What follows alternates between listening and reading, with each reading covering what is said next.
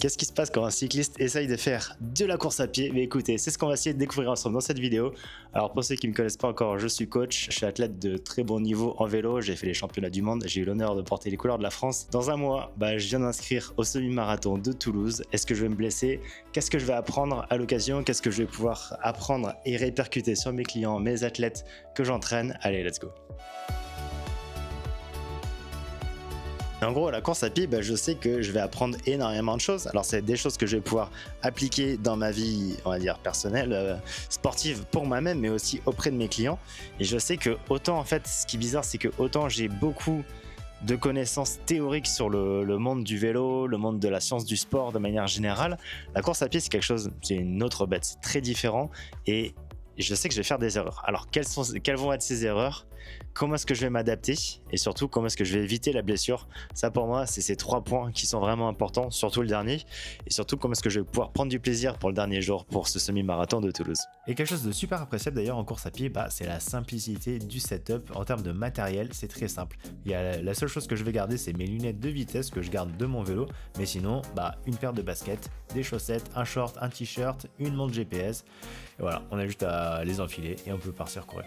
Et donc du coup, la course à pied, ce qui est cool, c'est que là, j'ai l'impression que j'ai fait quelques petits runs déjà et je progresse super vite. Donc en gros, actuellement, mon EF, mon endurance fondamentale, ma zone 2, comme on dit en vélo, parce que c'est pas le même jargon, elle est d'environ 5 minutes 30, 5 minutes 20 au kilomètre.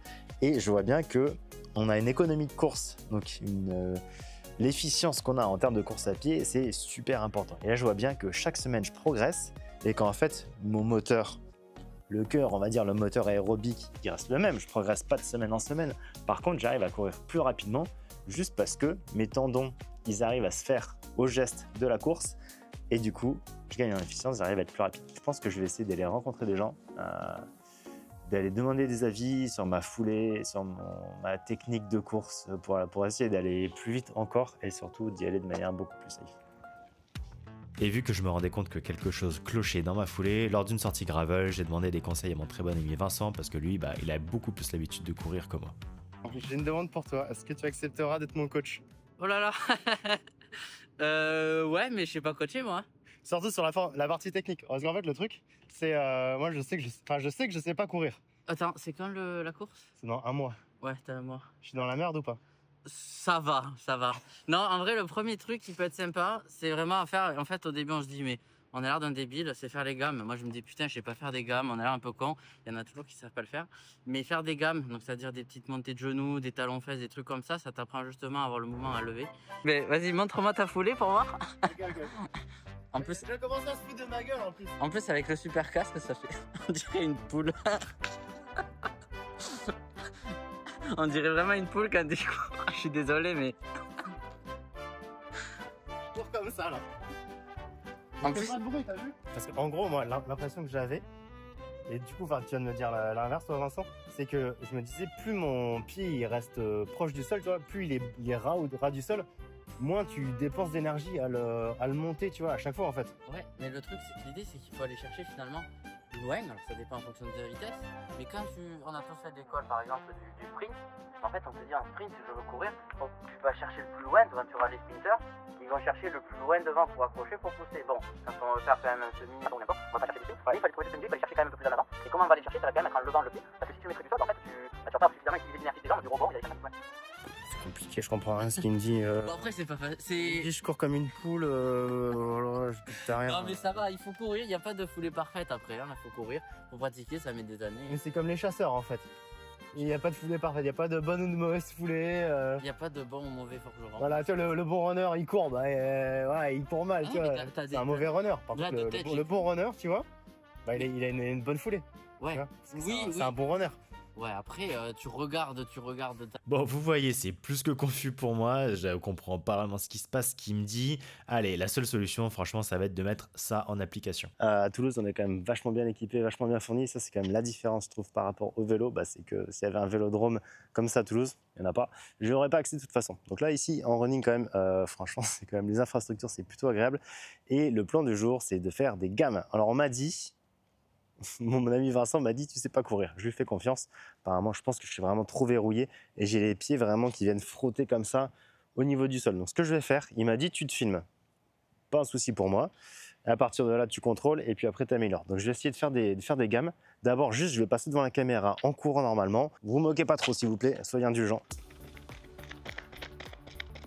Ça, c'est beau, ça, c'est ce que je veux faire. Faut pas qu'il m'entende, il va prendre la confiance sinon. Je vais courir dans le mauvais sens. Putain, je sais rien faire. Allez, premier test.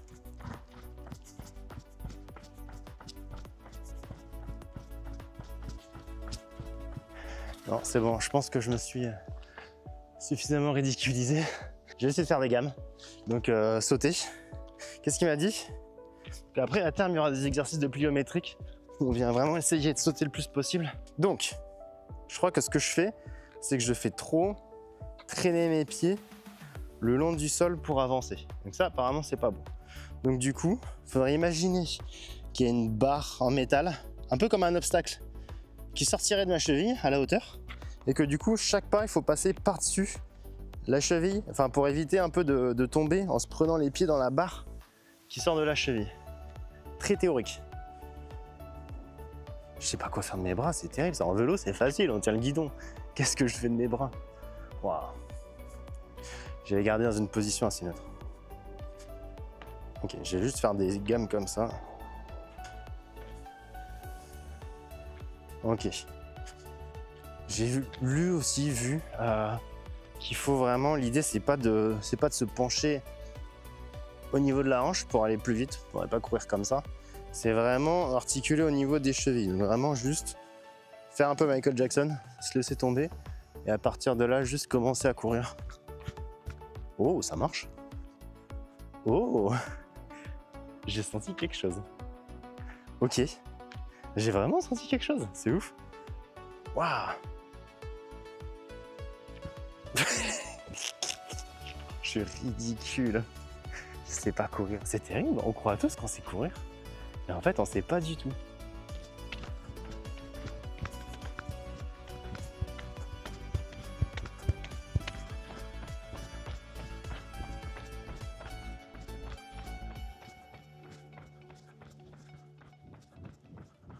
La séance s'est super bien passée, je vais juste vous parler de deux choses. Je suis sur mon chemin de retour chez moi, j'adore ce spot. Le premier, c'est que j'ai vraiment débloqué quelque chose avec cette séance, je le sens, ma forme de course, elle n'a rien à voir.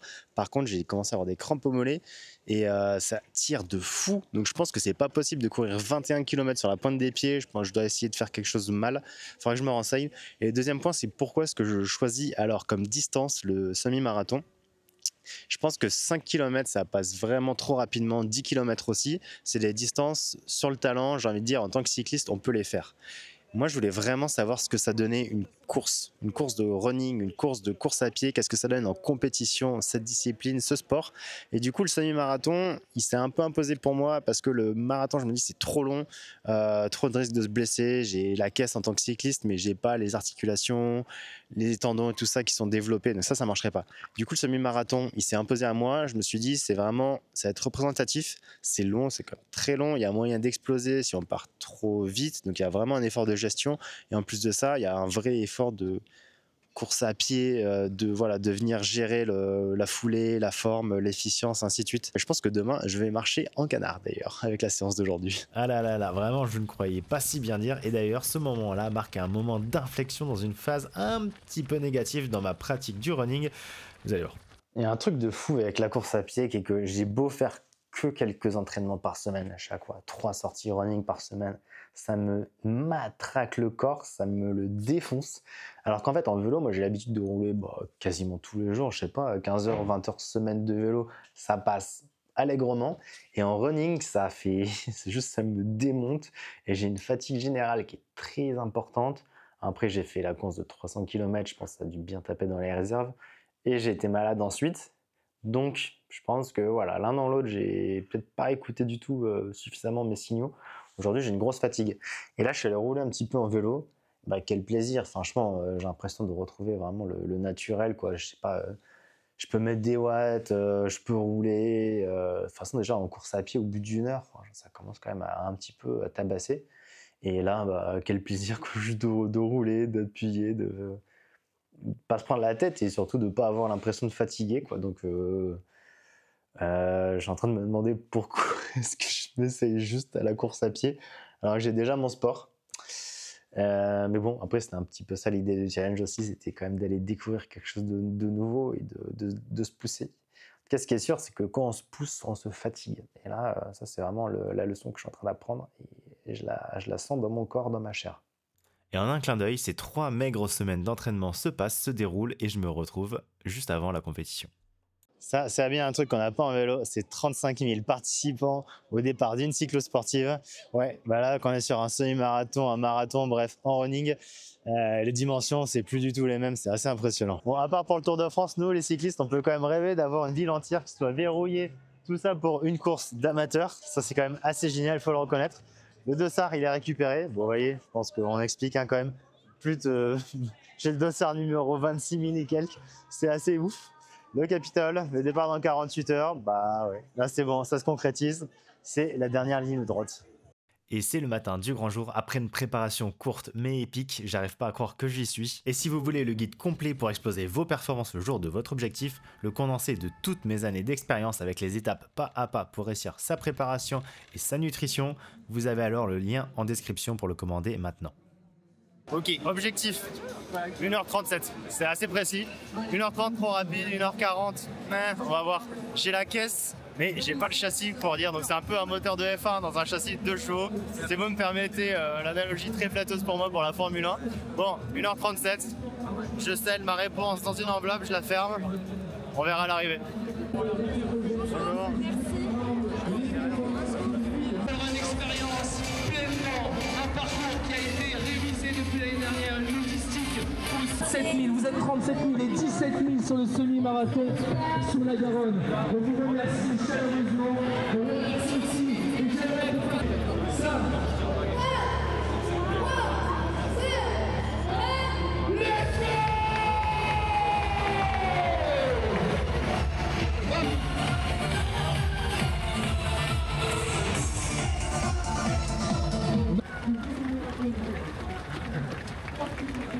Bon bah 1h30 c'est facile en fait, ça court pas vite. C'est ça qu'il faut se dire. Premier kilomètre, 4,20. Peut-être partir un petit peu fort. Mais ça c'est 1h30, c'est pas forcément. Court quand même assez vite. Bon, je me suis mis à 4,30 au kilo. Et du coup je suis en train de perdre tout le sas de 1h30. Bon, c'est un petit peu normal. Déjà je suis parti dernier du sas. Et bon écoute, je fais ma stratégie, je fais ma gestion, je me pose pas trop de questions. 2 km, je suis toujours à 4,20 de moyenne. Je pense que je fais bien quand même de lever un petit peu le pied.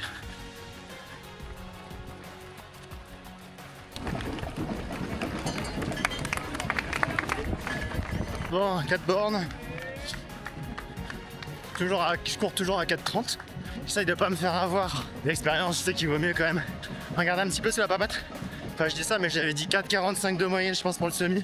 Je suis en train de tout exploser, donc à mon avis, l'expérience, elle passe par la fenêtre. Je suis en train de faire un imp. On va voir, je suis dernier. Mais personne, c'est assez impressionnant. Et là, l'énorme plaisir sur un tel événement qui est organisé en ville, c'est le nombre de supporters, d'organisations, de pom-pom girls, de personnes qui sont là en train de crier, de nous encourager. Et franchement, c'est grisant. 7 km quasiment, refroidissement liquide qui commence à tomber du ciel. Il faisait un peu chaud, c'est plutôt bon signe. En tout cas, moi ça m'arrange. T-shirt, j'avais beaucoup trop chaud. J'aurais dû prendre un débardeur. Biborne, j'ai le cœur qui est super bas, j'étais à 165 BPM, toujours en train de courir à 4,30. Mais aussi, ça se trouve, je suis en train de m'endormir un petit peu, donc j'ai décidé de relancer, on va voir. Ça n'a rien à voir comme terme de gestion, c'est assez impressionnant. Donc là on a plus d'un tiers de la course qui est passé. Mentalement je me dis c'est le moment où je peux commencer à vraiment rentrer, à continuer mon effort de gestion et accélérer un petit peu. On va voir, je sens mes terres d'entraînement entre guillemets, j'ai envie de dire.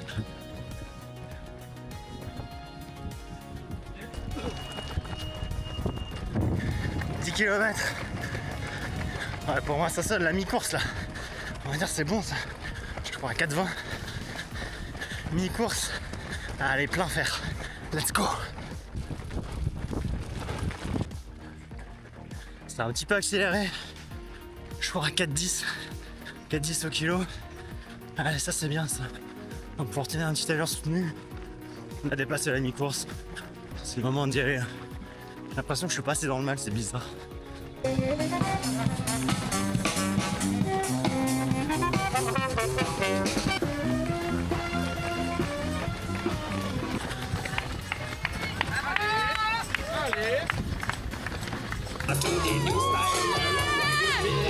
« 14 km. Allez, dernier tir de course. On lâche les chevaux. Ça, c'est là que ça va piquer. Mais c'est là qu'on fait la différence aussi. Allez. 16 km. Là, ça devient dur. Trop bizarre, j'ai le cœur qui est super bas. Je suis facile niveau métabolique. Quand j'ai les jambes et j'ai une sensation d'effort, c'est atroce. Je suis toujours à 4,25 quand même. Je suis quand même en train de faire péter mon chrono. Allez, je peux être fier de moi. Let's go.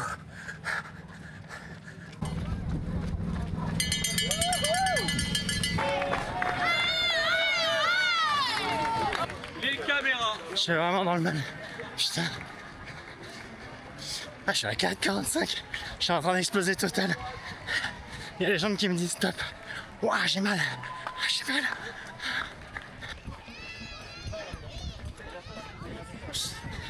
« 19,5 km. J'ai jamais couru plus que 15 km de ma vie. Ça fait mal.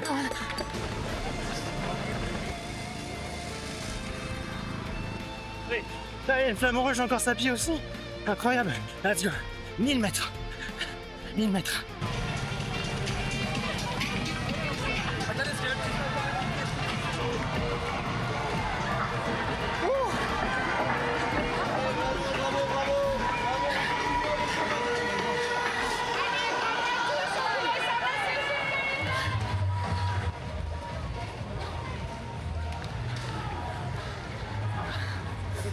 Oh. 4,28 de moyenne. 1h34. 1h34. 48 secondes. Ah ouais. Inespéré. Putain. Moins de 1h35. À la fin, interminable. Waouh. Il y avait des gens en train de vomir. Des gens allongés. Des gens qui faisaient des malaises.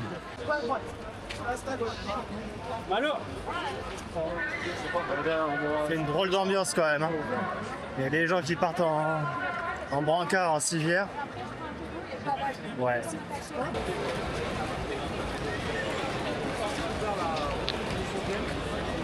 « 15 minutes après l'arrivée, bon.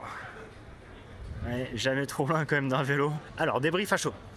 Je pensais que j'étais vraiment une grosse fraude, une grosse imposture être dans le ça c'était 1h30 et finalement je fais 1h34 donc je suis super content. Je pensais pas que ça allait aussi bien se passer. Ce qui était top aussi c'est du coup je m'étais découpé mentalement le parcours en tiers. C'est toujours ce que je fais pour les chronos, pour les contre-la-montre. Et là, c'est un contre-la-montre solitaire, un semi-marathon. Enfin, toutes les épreuves de course à pied. Donc du coup, 3 sections. Donc du coup, 3 segments de 7 km. Le premier tiers, faut se dire, tu pars tranquille. Deuxième tiers, tu maintiens. Troisième tiers, bah c'est l'arrivée. Plein fer, tu donnes tout ce que tu as, tu lâches tout. Donc du coup, premier tiers de course, les 7 premiers kilomètres, je l'ai fait en 4,30. Je me sens bien, j'accélère pour le deuxième tiers. Je crois qu'à ce moment-là, je passe à, j'ai plus de mémoire, 4,15, 4,20. Troisième tiers, je me dis, vas-y, allez banco, tu donnes tout, t'accélères, tu lâches les chevaux. Bon, je les ai pas lâchés très longtemps. J'ai un peu explosé, j'avais les jambes coupées. J'avais une sensation, j'avais envie de crever, alors que pourtant, c'était super drôle parce que, bah, au niveau du cœur, j'étais facile, quoi. J'étais à 170 BPM, ce qui est en dessous de mon seuil cardiaque quand je suis en vélo, alors que normalement en course à pied, on a un cœur qui est beaucoup plus élevé qu'en vélo, en théorie. Donc du coup, voilà, clairement, on voit que mes jambes, elles sont pas du tout entraînées à l'effort de la course à pied, mais bah, j'ai tout donné, ça a payé. 1h34 j'ai explosé ma prédiction, j'avais dit 1h37. Voilà, bah, la bonne douche bien méritée je pense. Un poulet rôti qui m'attend au four. Allez, j'espère que vous avez apprécié cette vidéo, que le challenge vous a plu. C'est Augustin, on se retrouve à la prochaine. Ciao ciao.